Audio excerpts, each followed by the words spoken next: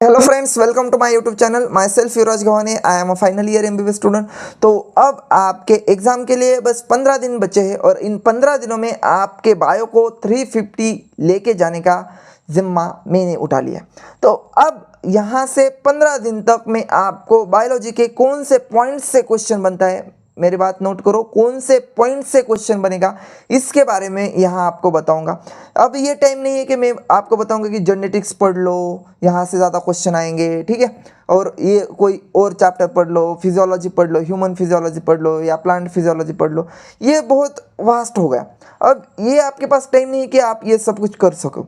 अब आप क्या कर सकते हो ये यहाँ मैं आपको बताऊंगा, और 15 दिन के अंदर आप अपने स्कोर को, जो भी आपका 200 है, 250 है, उसको आप 300 350 कैसे लेके जा सकते हो उसके बारे में यहाँ आपको बताऊंगा। और बस आपको यही करना है, इसके अलावा आपको कुछ नहीं करना है। और लास्ट में जब आपका एग्ज़ाम होगा फिर आप यहाँ आके मेरे नोट्स चेक करो, आपको पता चलेगा कि कितने क्वेश्चंस यहाँ से बने थे। आप वहाँ फिर आप वहाँ से मुझे कमेंट करना और बताना कि भैया कितने मेरे यहाँ से क्वेश्चन बन गए और मुझे कितना फ़ायदा हुआ, ठीक है। तो चलो फटाफट अपने इस वीडियो को स्टार्ट करते हैं। तो सबसे पहला चैप्टर अपन ने लिया है वो है अपना द लिविंग वर्ड। और लिविंग वर्ड से क्या क्वेश्चन आता है, कहाँ से क्वेश्चन बनता है, उसके बारे में बताऊंगा। इस लिविंग वर्ड इस चैप्टर पे आपको बस 10 मिनट देने हैं। 10 मिनट से ज़्यादा आपको इस पर टाइम नहीं देना है। और कहाँ से पढ़ना है, कौन सा इंपॉर्टेंट पार्ट है, यही इस वीडियो में आपको बताऊंगा। तो सबसे पहले इंपॉर्टेंट पार्ट ये है कि आप इसकी डेफिनेशन देख लो। बायोडाइवर्सिटी क्या होता है, नॉमेनक्लेचर क्या होता है, कोई भी ऑर्गेनिज्म को उसका एक यूनिवर्सल नाम देना, इसे बोलते हैं नॉमेनक्लेचर। फिर उसका आइडेंटिफिकेशन क्या होता है, ठीक है, उसके कुछ कैरेक्टरिस्टिक होते हैं जो आप आइडेंटिफाई कर पाते हो, तो उसके ये आइडेंटिफिकेशन, इसका डेफिनेशन याद रखो। और फिर आपको ये शॉर्ट फॉर्म याद रखने हैं, ICBN और ICZN। इसका लॉन्ग फॉर्म क्या होता है, जैसे international code for botanical nomenclature और international code for zoological nomenclature.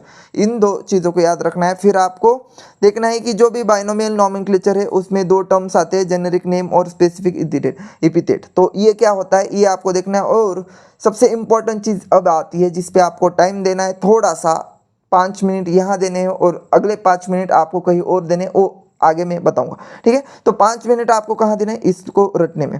तो जो बाइनोमियल नॉमेनक्लेचर होता है उसका एक क्राइटेरिया होता है, तो उस क्राइटेरिया को आपको पढ़ लेना है, क्योंकि मेरे टाइम में क्वेश्चन यहाँ से ही बना था और आपके टाइम में भी बनने के चांसेस यही से, क्योंकि बाकी चीज़ें इंपॉर्टेंट है ही नहीं। इसमें ऐसा कोई डाटा दिया है नहीं, ऐसे कोई इंपॉर्टेंट चीज़ है नहीं जो जहाँ से वो क्वेश्चन बना सके। तो इंपॉर्टेंट चीज़ यही है कि जो बाइनोमियल नॉमेनक्लेचर है उसका क्राइटेरिया क्या है, तो वहाँ से क्वेश्चन बनेगा, ठीक है।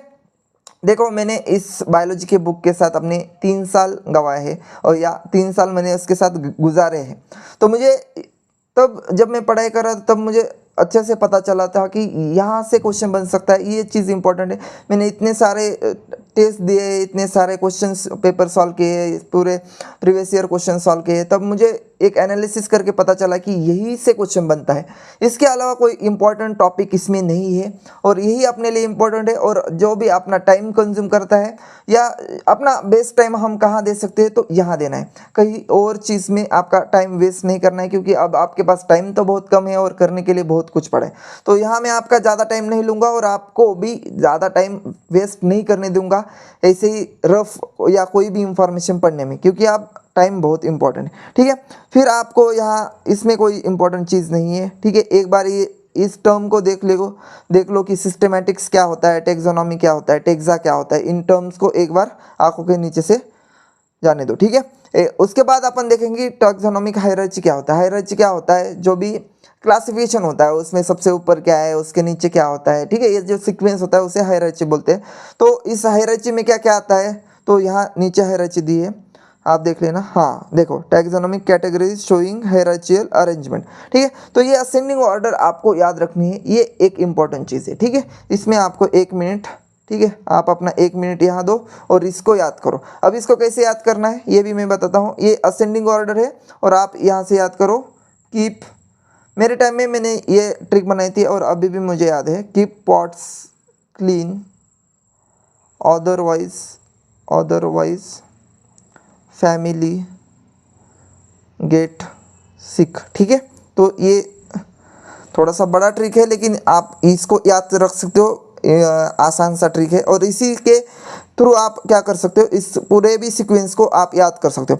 देखो इस पे क्वेश्चन कैसे बनता है, जैसे ये पूरा सीक्वेंस देंगे, कोई एक चीज़ वो गायब कर देंगे, ठीक है, तो वहाँ पे क्वेश्चन मार्क देंगे।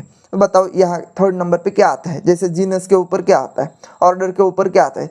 तो ये सीक्वेंस अगर आपको याद है तो आपका यहाँ 4 मार्क पक्का है।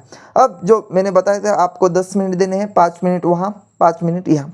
अब ये पूरा टेबल आपको रट लेना है। अभी क्या अभी रट लो, 5 मिनट दे दो, ये पूरा टेबल आपको याद हो जाएगा।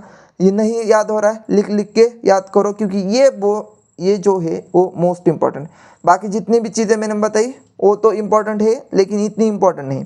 ये जो है वो मोस्ट इम्पॉर्टेंट है, इसको आपको याद करना है, इसको रट लेना है। अब इसमें से भी मोस्ट इम्पॉर्टेंट व्हीट वाला है, ठीक है, क्योंकि ये जो मैन वाला है ये सबको पता रहता है, ज़्यादा फोकस वो व्हीट पे करते हैं या मैंगो पे करते हैं या हाउस फ्लाई पे करते हैं, उसमें से भी ज़्यादा फोकस व्हीट पे करते हैं। पता नहीं क्यों करते हैं, लेकिन इसी पे फोकस करते हैं। उनको लगता है बच्चे इसको छोड़ देंगे, लेकिन नहीं, उनके भाई ने उनको बताया कि व्हीट मोस्ट इंपॉर्टेंट है और वहीं से क्वेश्चन फंसेगा, तो आपको ये याद करना है। इसका ट्रिटिकन एस्टिवम, ट्रिटिकम पोएसी जो भी इसकी फैमिली है, ऑर्डर पोएल से मोनिकोटन डाइकोटिलोडन जो है आपको याद करना है, एंजियोस्पर्म, ठीक है। अब इसको एक और बात बताता हूँ, अगर आपको कोई ऐसा क्वेश्चन आता है कि नहीं व्हीट नहीं मेज़ है, ठीक है, मेज़ है और मेज़ में बताओ उसकी क्लास कौन सा होगा, तो क्लास को कैसे आपको डिसाइड करना है। देखो जिसके सीड को आप 2 पार्ट्स में डिवाइड कर सकते हो वो होगा डाइकोटिलोडन, ठीक है, 2 पार्ट्स में डिवाइड करते हैं डाइकोटिलोडन। जैसे मैंगो 2 पार्ट्स में उसके सीड को डिवाइड कर सकते हैं, डाइकोट होगा।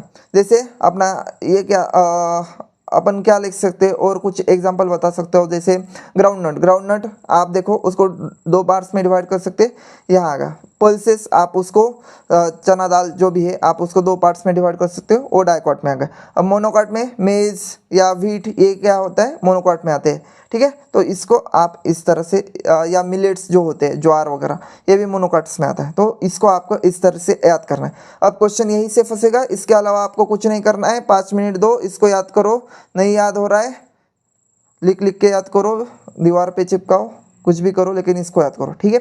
तो ये हो गया अपना एनिमल किंगडम 10 मिनट में पूरा चैप्टर।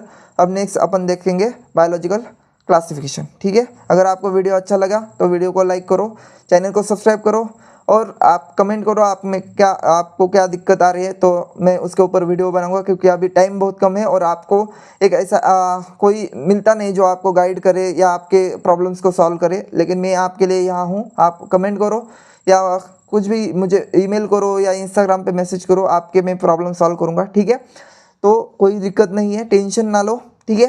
15 दिन बचे हैं, 15 दिन में मैं पूरे बायोलॉजी आपको 300 350 कैसे लेके जानी है उसके बारे में पूरा बताऊंगा। मिलते हैं अगले वीडियो में, थैंक यू।